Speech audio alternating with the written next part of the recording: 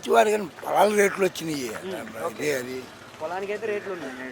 అమ్ముకున్నాడు సంతోషపడుతున్నాడు, కొనేవాడు ఎడుతున్నాడు. అది అంటే అమ్ముకునే వాళ్ళేమో సంతోషంగానే ఉన్నారు, కొనుక్కునే వాళ్ళు ఇబ్బందిగా ఉంది. ఆ రకంగా కొనుక్కున్నాడు వాళ్ళకి ఇబ్బందేగా. ఎంత పలుకుతుందండి రేట్ ఇప్పుడు? ఎంత ఉంది సుమారుగా ఇటు? రేట్ ఉందో 60 లక్షల కాడి నుంచి 40 దాకా ఉంది. పొలం బట్టి రోడ్డు అమ్మడి చీర అయితే 80 దాకా కూడా ఉంది. 80 దాకా కూడా ఉంది. ఒకరి చేలో పోయే పని లేకుండా కొంటున్నారు ఎవరైనా కానీ. అది అలా ఉంది, అలా అయితే పరిస్థితి. ఇప్పుడు కౌలోడు ముందు చేనుడు కదా, కౌలోడు ఆగమంటున్నారు టాటరు. ఓకే.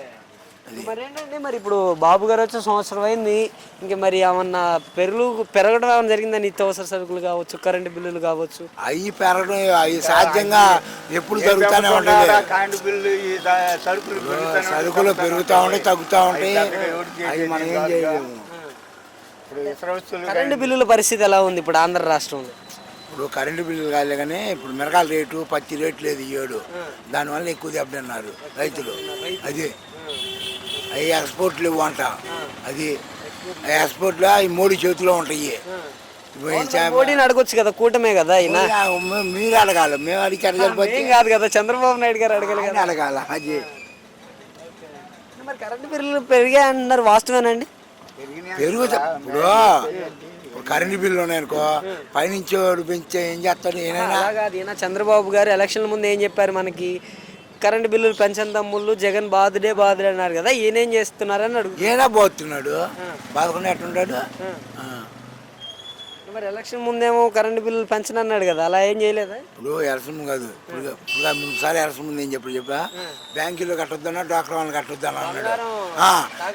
రాజశేఖర రెడ్డి తీసేస్తాను మొత్తం పెట్టారు, పొలం మొత్తం రూపాయి పిల్ల తీసేలా. బాధుడే అని. ఇప్పుడు ఈ సంక్షేమాల సంగతి ఏంటంటారు? ఇంకా మరి సంక్షేమాలు ఇప్పుడు రైతు భరోసా చేయలేదు, జనం ఏడుస్తున్నారు. ఒక సంవత్సరం పోయినట్టే, పోయిన సంవత్సరం ఇంకా ఎట్లయితే ఇయ్యాడు, ఇంతవరకు ఇలా మరి ఈ తల్లికి వందనం సంగతి ఏమైంది? అవి పడ్డోళ్ళకి పడ్డాయి, ముగ్గురు కూడా పడ్డాయి అంట, కొంతమంది పడలేదు అంటున్నారు. అవి మళ్ళీ వేస్తాను అంటున్నాడు. అది అది ఒక సంవత్సరం అయితే పథకాలన్నీ ఇవ్వలేదు, అన్నీ ఎగ్గొట్టేశారు.